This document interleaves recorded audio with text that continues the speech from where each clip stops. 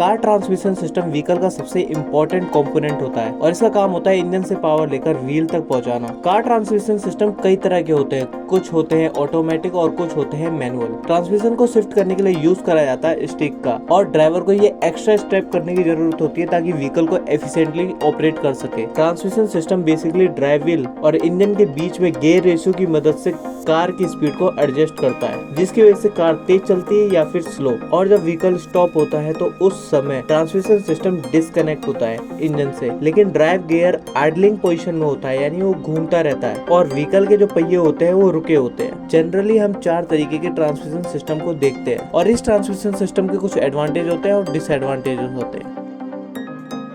Manual transmission system में clutch pedal होते हैं और शिफ्टर होते हैं, जिसकी वजह से ड्राइवर गियर को चेंज करता है मैनुअली। और इस तरह के ट्रांसमिशन सिस्टम में सेट ऑफ गियर होते हैं और इन गियर का भी पेयर होता है, और ये गियर कनेक्ट होते हैं शाफ्ट से, और इन शाफ्ट को बोलते हैं इनपुट शाफ्ट और output shaft. Manual transmission system में ड्राइवर सेलेक्ट करता है प्रॉपर गियर और गियर को एंगेज और डिसएंगेज करता है क्लच पैडल की मदद से। ट्रांसमिशन सिस्टम में यूज होता है फ्लाईव्हील, प्रेशर प्लेट और क्लच, जिसकी मदद से इंजन को ट्रांसमिशन सिस्टम से एंगेज और डिसएंगेज करा जाता है। फ्लाईव्हील और प्रेशर प्लेट कनेक्ट होते हैं इंजन से, और इन दोनों के बीच में होता है क्लच। जब क्लच को पुश करते हैं तो रिलीज होता है प्रेशर प्लेट, और उसकी वजह से क्लच डिसएंगेज हो जाता है इंजन से, तो उस समय गियर को शिफ्ट करा जाता है। मैनुअल ट्रांसमिशन सिस्टम के कुछ फायदे होते हैं, ये ऑफ रोडिंग में सबसे बेहतर होते हैं और इसको हाई टॉर्क और हाई लोड में यूज करा जाता है, और ये रिलायबल होते हैं और इसका सर्विस करना भी काफी आसान होता है। और इसके डिसएडवांटेज के बारे में बात करें तो इसको ड्राइव करना हर किसी की बस की नहीं होती, और इसको चलाने के लिए हायर लर्निंग की जरूरत होती है।